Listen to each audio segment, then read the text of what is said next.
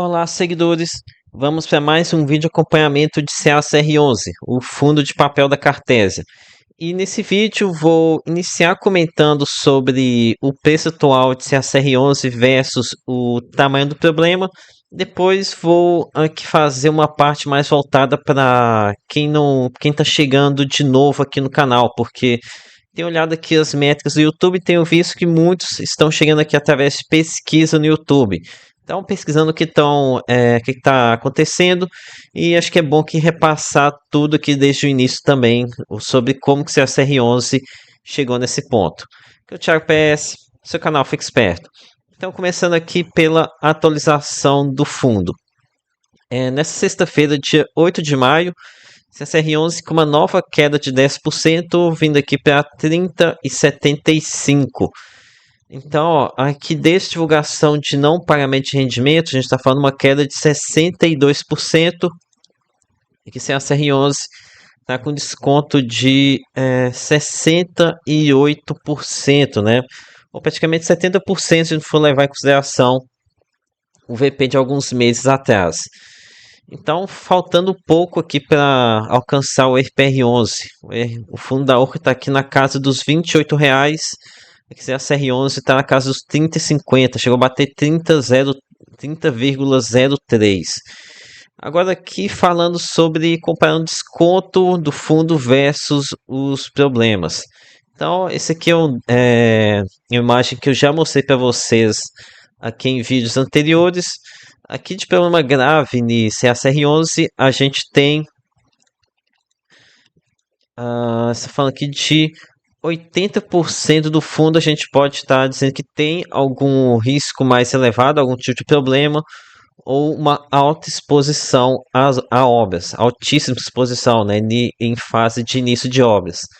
Então, aqui que tá, pode ser que limpo, aqui entre aspas, no CACR11, seria apenas 20% do patrimônio, tá? 20% aqui estaria aqui um estágio mais tranquilo.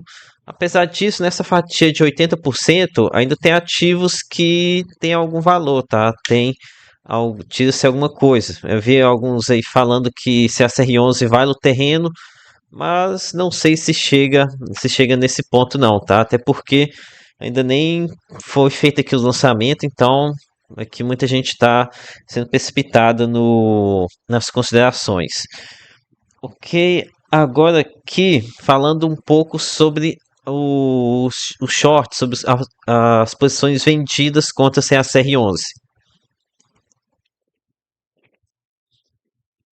Então, o fundo sempre teve uma posição vendida bem forte, cerca de 240 mil cotas apostando contra o fundo. E aqui, a partir do dia 4 de maio em diante, essa posição em short aumentou bastante, né?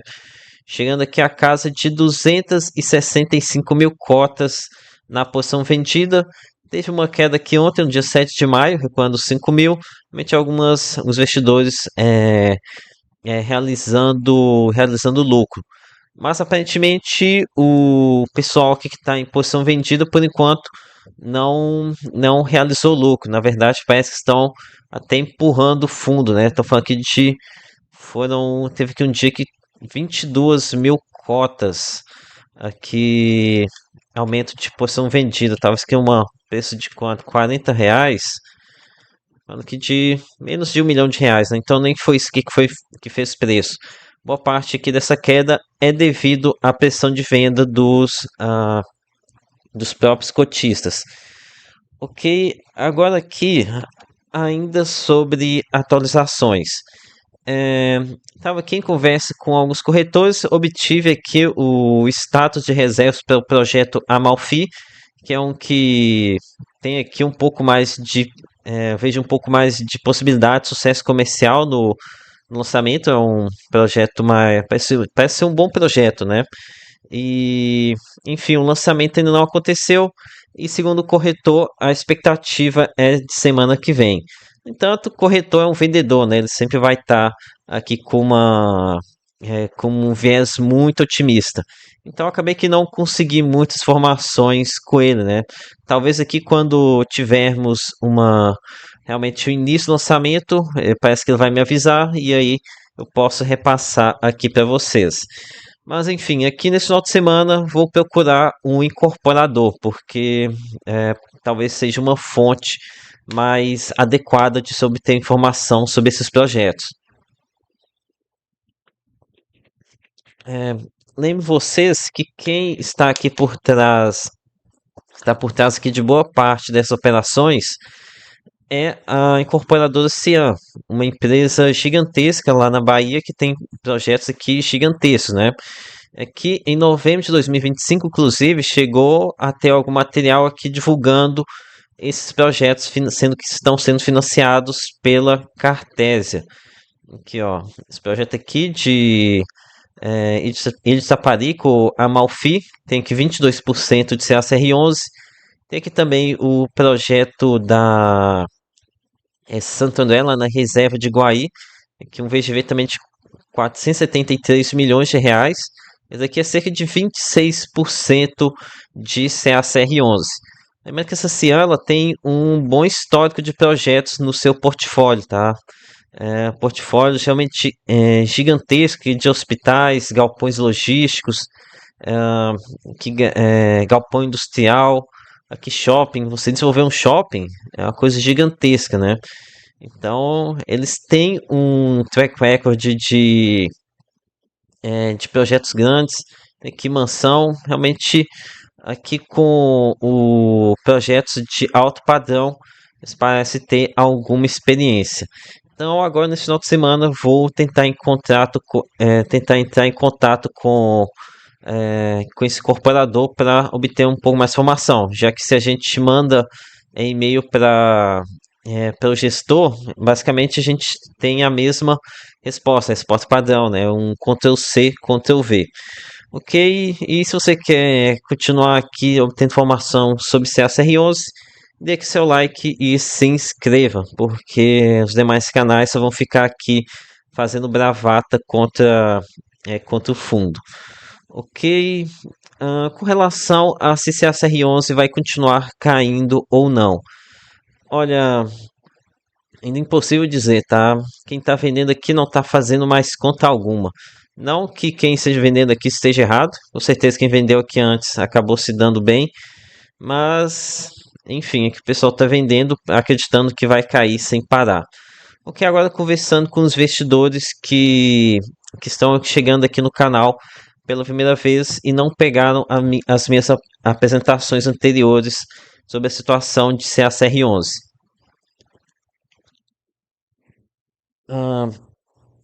Então, CACR11 sempre foi um fundo bem arrojado mesmo, nem high yield era, um fundo ultra high yield. Além de concentrado, ele ainda tinha exposição muito elevada a obras, tá? Um risco de obras muito elevada.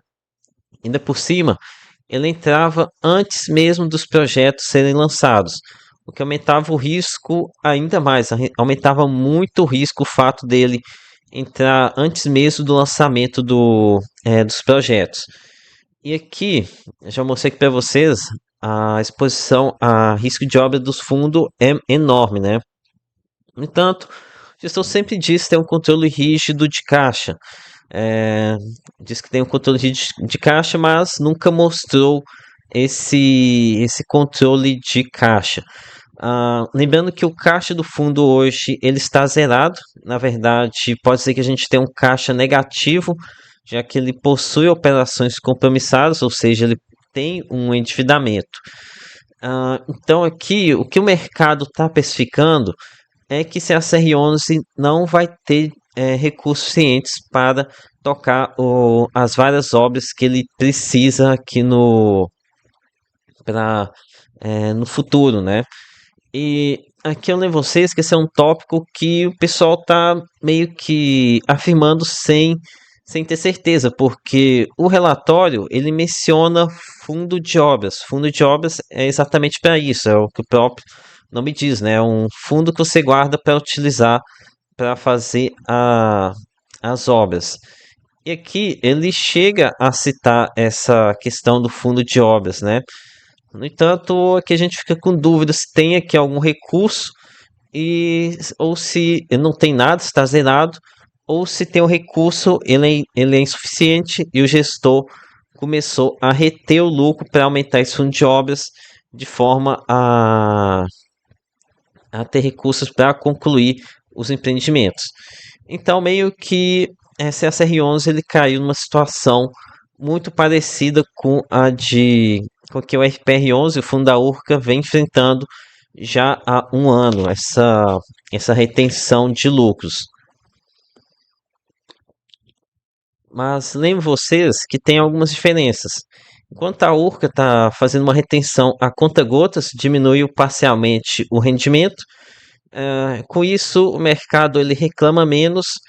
No entanto, esse problema ele se estende por bem mais tempo, né? Já vai completar um ano que a Urca está com uma retenção bem pesada. Enquanto isso, a SR11 está com retenção máxima, está distribuindo nada. Então, isso aqui dá uma acelerada nesse processo de retenção para obras, mas machuca bastante no curto prazo. Já que no fundo da Urca a gente tem uma vantagem que as obras elas estão avançadas, ou seja, aqui já é obras com 80%, 85%, então já tem um bom avanço. Já que em CSR11 as obras estão bem no início, alguns dos casos aqui nem sequer as obras começaram ainda. Uma vantagem também de o RPR11 é que o buraco é conhecido, né? Que a gente sabe a quantidade de recursos que o fundo precisa reter. Já no fundo da Cartésia, a gente nem sabe quanto que o gestor precisa colocar de recurso para poder continuar aqui com as obras. Agora, uma vantagem aqui de CSR11 é que os projetos estão em lançamento, então elas podem dar certo ou não. Já no fundo da Urca foram projetos fracassados, né, que já estão com atraso de obra, já tem muito comprador insatisfeito, tem caso de judicialização por atraso de obra, então aqui é um caso que dificulta a venda, né. Enfim, basicamente essa é a diferença entre os dois fundos. Qual dos dois que é mais grave? Ainda não temos condições de afirmar. Mas enfim, já tenho visto algumas pessoas aí demonstrando interesse talvez de sair de CSR11 e de ir para o FPR11 por acreditar que o problema lá seja menor. Enfim, ainda não vou dar minha opinião sobre isso, até porque nessa opinião o pessoal iria falar que eu estou puxando o saco para o RPR11 que eu acompanho há muito mais tempo. Ok, então acho que esse aqui que eu tinha para compartilhar com vocês. Com certeza a situação ainda é muito grave. A Cartésia fez uma baita de uma sacanagem aqui com o cotista de CACR11. Então é isso, peça seu like, se inscreva no canal. Lembre-se que nada aqui é recomendação de compra ou de venda. Até a próxima.